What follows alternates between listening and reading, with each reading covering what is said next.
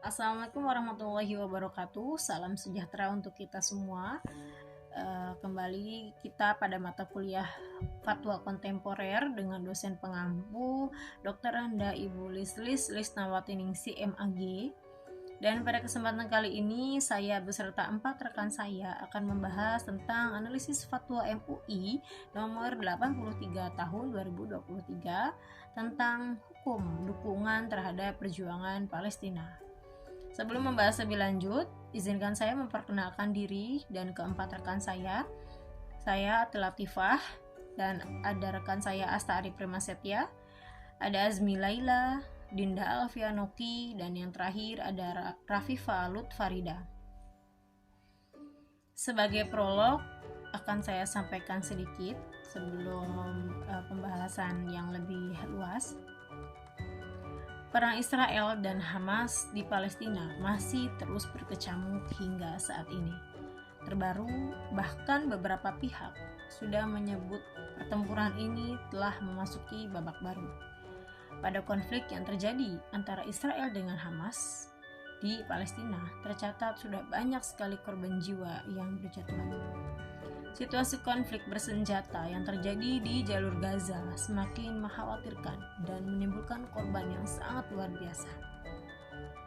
Serangan roket disertai dengan hujanan tembakan senjata berdasarkan data dari Kementerian Kesehatan di Palestina di jalur Gaza sejak tanggal 7 Oktober 2023 hingga per tanggal 31 Oktober 2023 tercatat sudah 8.525 orang yang tewas. 3.500 diantaranya adalah anak-anak. Ada juga rumah sakit, pemukiman warga, fasilitas pendidikan, hingga memutus saluran komunikasi yang ada di sana. Serangan tersebut mengembalikan memori kita atas kebrutalan serangan yang dilakukan oleh etnis Yahudi yang telah berlangsung sejak tahun 1948 hingga saat ini. Eksistensi dari etnis Yahudi yang mendapatkan wilayah untuk keamanan dari pembantaian etnis yang dilakukan oleh Nazi Jerman selama Perang Dunia Kedua dengan menempati wilayah Palestina melalui deklarasi Balfour pada tahun 1917. Keadaan mencekam layaknya distopia ini telah menjadi permainan akhir Israel selama ini, yakni menghancurkan setiap senti Gaza, sementara penduduknya menjadi debu dan tinggal kenangan. Israel kini terang-terangan melakukan genosida di tanah Palestina. Antisipasi invasi darat ke Gaza yang berpenduduk padat dan tidak ada jalan keluar lagi bagi penduduk yang tinggal di sana akan menyebabkan puluhan atau ratusan ribu korban jiwa di kalangan warga Palestina selama berminggu-minggu bahkan berbulan-bulan pertempuran, terutama jika seperti yang diduga Israel menggunakan senjata berat. Invasi Israel ke Gaza akan berubah menjadi konflik perkotaan yang paling berdarah sejak Perang Dunia Kedua. Sebuah bencana yang mempunyai implikasi yang membawa petaka. Dari uraian prolog yang sudah saya sampaikan di atas, maka dapat dirumuskan masalah, yaitu yang pertama, apakah yang dimaksud dengan agresi militer Israel yang dilancarkan terhadap Palestina, khususnya rakyat sipil pada tanggal 7 Oktober 2023. Yang kedua, apa saja yang mendasari pengambilan hukum dalam putusan fatwa MUI nomor 83 tahun 2023 tentang hukum dukungan terhadap perjuangan Palestina. Kemudian rumusan yang terakhir, siapa saja yang terkena akibat hukum atau taklif terhadap fatwa yang dikeluarkan MUI tersebut. Kemudian tujuan dari penulisan makalah ini, adapun tujuannya adalah sebagai bentuk dari tugas mata kuliah Fatwa Kontemporer dan juga sebagai bahan materi diskusi di dalam kelas kami mengenai analisis fatwa MUI nomor 83 tahun 2023 tentang hukum dukungan terhadap perjuangan Palestina, sehingga penyimak dapat memahami materi yang akan kami sampaikan.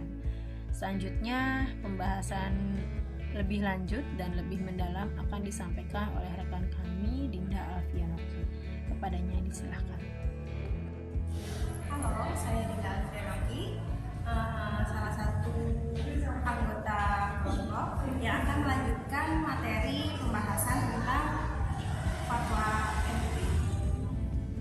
Lanjut ke bab selanjutnya, yaitu pembahasan. Sebelum lebih jauh menilik tentang makalah ini, kita harus tahu definisinya. Baik, definisi genosida sendiri yaitu pertempuran di Gaza yang telah kita ketahui telah memicu reaksi internasional yang sangat keras karena Israel telah membalas serangan roket Hamas yang mayoritas diantaranya tidaklah akurat dengan kendali mesin perang canggih. Bukan hanya Hamas yang hancur dalam serangan tersebut, melainkan non-kombatan seperti anak-anak, wanita, dan orang tua. Hal tersebut yang menjadi inti persoalan dikarenakan serangan yang dilakukan oleh Israel ke Palestina telah melanggar hak asasi manusia dan termasuk ke dalam kejahatan genosida. Kejahatan genosida merupakan kejahatan yang berkaitan dengan pemusnahan etnis. Komite ke-6 dari Majelis Umum PBB menyimpulkan bahwa kejahatan genosida juga mencakup kejahatan terhadap kelompok-kelompok politik.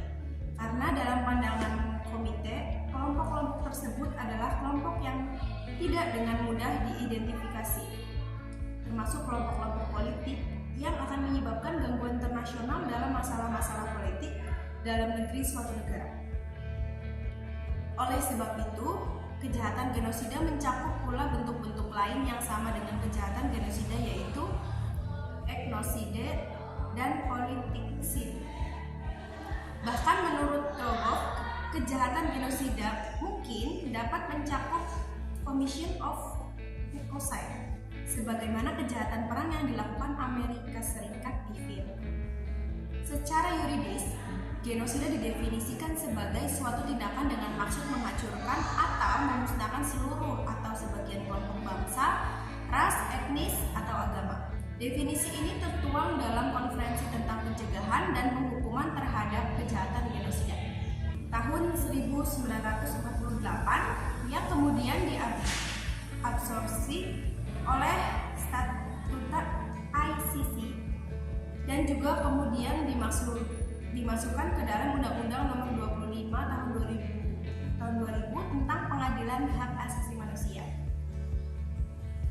Kelompok bangsa dimaksudkan sekumpulan individu-individu yang memiliki identitas berbeda yang identitasnya ditetapkan melalui suatu tanah air bersama dari bangsa atau asal-usul bangsa. Kelompok ras berarti sekumpulan individu-individu yang identitasnya ditetapkan melalui sifat-sifat atau ciri-ciri fisik secara turun-temurun. Kelompok etnis merujuk kepada kumpulan individu-individu yang memiliki satu bahasa bersama serta tradisi atau kebudayaan yang turun-menurun serta satu warisan bersama. Sedangkan kelompok agama adalah sekumpulan individu yang identitasnya ditetapkan melalui keyakinan-keyakinan agama, ajaran-ajaran, ibadah-ibadah atau ritual-ritual bersama. Selanjutnya, menurut ketiga produk hukum tersebut, kejahatan genosida termasuk di dalamnya membunuh anggota kelompok tersebut, mengakibatkan penderitaan fisik atau mental berat terhadap anggota kelompok, menciptakan keadaan kehidupan yang bertujuan mengakibatkan kelompok tersebut musnah secara fisik baik seluruh atau sebagiannya, memaksakan cara-cara yang bertujuan mencegah kelahiran di dalam kelompok tersebut atau memindahkan secara paksa anak-anak dari kelompok tertentu ke kelompok lain. Keharusan mengadili pelaku kejahatan perang termasuk genosida yang dilakukan selama Perang Dunia Kedua oleh kejahatan tersebut yang belum pernah terjadi sebelumnya dan bertentangan dengan persyaratan mendasar dari ketentuan hukum perang. Selain melanggar ketentuan tentang hukum dan kebiasaan perang di darat, kejahatan genosida juga merupakan pelanggaran berat sebagaimana yang diatur dalam Konferensi Jenewa 1949 dan protokol tambahan. Baik, selanjutnya akan dilanjutkan mengenai dasar-dasar pengambilan hukum oleh rekan saya, Teh Rafifah. Pembahasan selanjutnya adalah mengenai dasar-dasar pengambilan hukum Fatwa MUI nomor 83 tahun 2003 tentang hukum dukungan terhadap perjuangan Palestina. Yang pertama adalah ada ayat Al-Quran mengenai larangan berbuat kerusakan meskipun dalam keadaan perang, yaitu bila dikatakan kepada mereka, janganlah kamu membuat kerusakan di muka bumi. Mereka menjawab, sesungguhnya kami orang-orang yang mengadakan perbaikan. Quran Surat Al-Baqarah ayat 11. Lalu ada ayat Al-Quran tentang larangan membunuh sesama manusia, yaitu siapa yang membunuh seorang mukmin dengan sengaja, balasannya adalah neraka jahanam, dia kekal di dalamnya. Allah murka kepadanya, melaknatnya, dan menyediakan baginya azab yang sangat besar. Quran Surat An-Nisa ayat 93. Selanjutnya ada ayat Al-Quran mengenai bolehnya melakukan perlawanan terhadap pihak yang melakukan pengusiran dan penjajahan, yaitu orang-orang yang diusir dari kampung halamannya tanpa alasan yang benar hanya karena mereka berkata, Tuhan kami adalah Allah. Sesungguhnya Allah tidak menolak keganasan sebagian manusia dengan sebagian yang lain. Tentu telah dirobohkan biara-biara, gereja-gereja, dan masjid-masjid yang di dalamnya banyak disebut nama Allah. Sungguh Allah pasti menolong orang yang menolong agamanya. Sesungguhnya Allah benar-benar maha kuat lagi maha perkasa. Quran Surat Al-Hajj ayat 40. Selanjutnya ada ayat tentang perintah untuk saling tolong-menolong dan solidaritas antara umat manusia.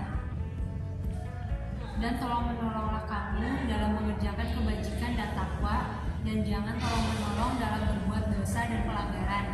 Dan bertakwalah kamu kepada Allah, sesungguhnya Allah amat berat siksanya. Quran Surat Al-Maidah ayat 2.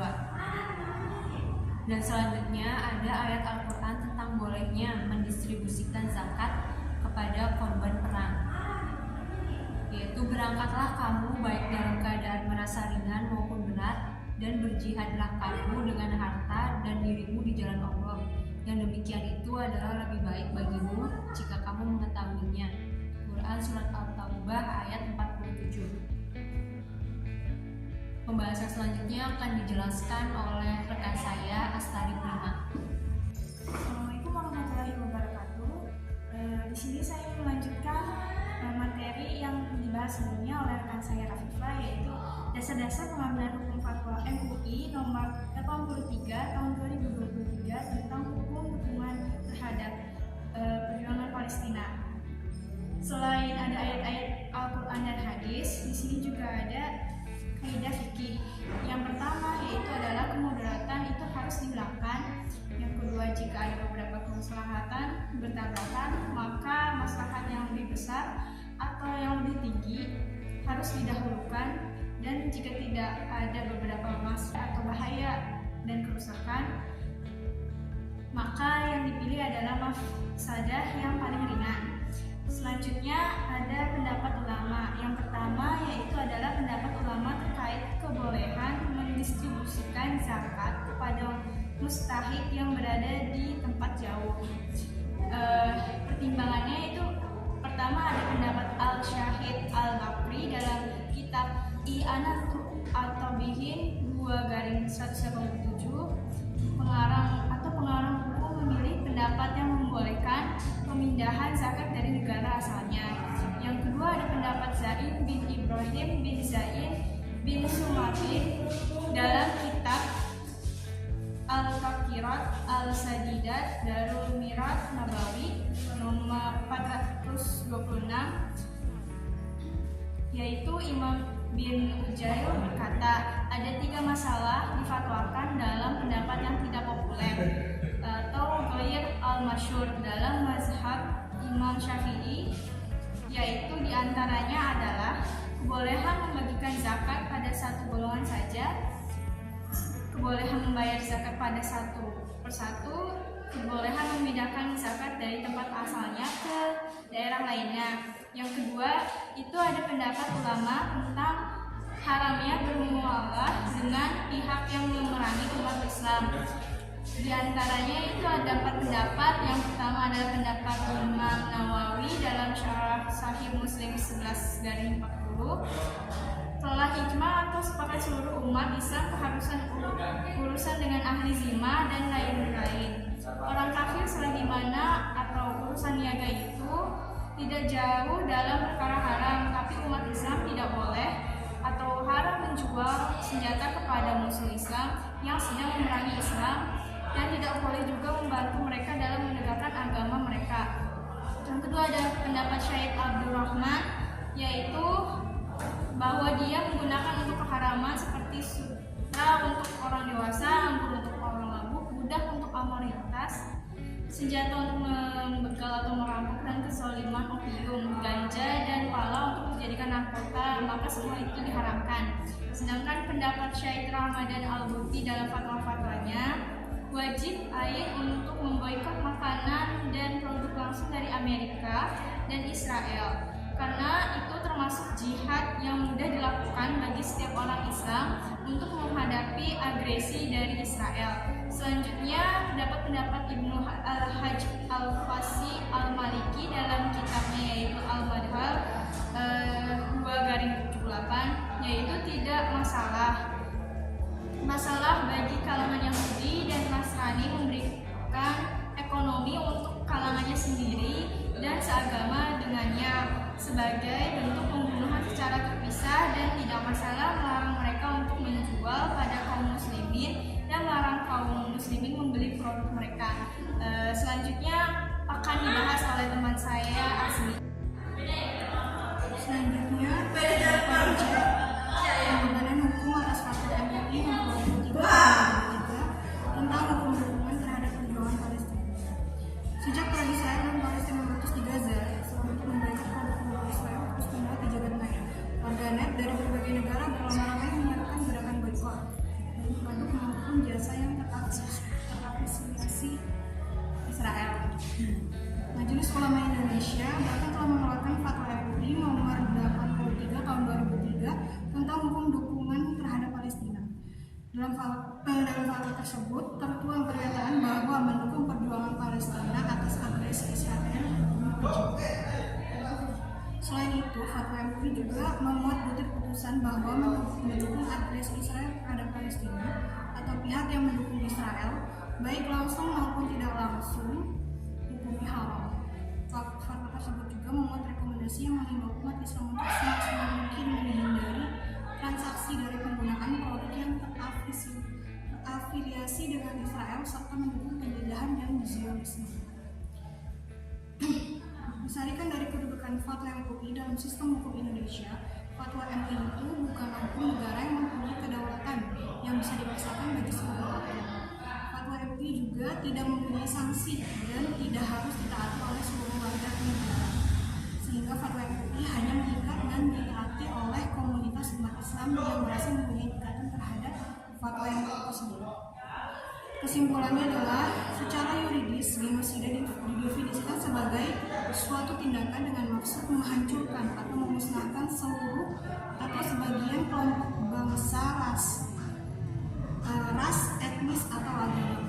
Kedudukan fatwa MUI dalam sistem hukum Indonesia adalah bukanlah hukum negara yang mempunyai kedaulatan yang bisa dipaksakan dan mengikat bagi seluruh rakyat Indonesia, dan juga tidak mempunyai sanksi dan harus ditaati oleh seluruh warga negara.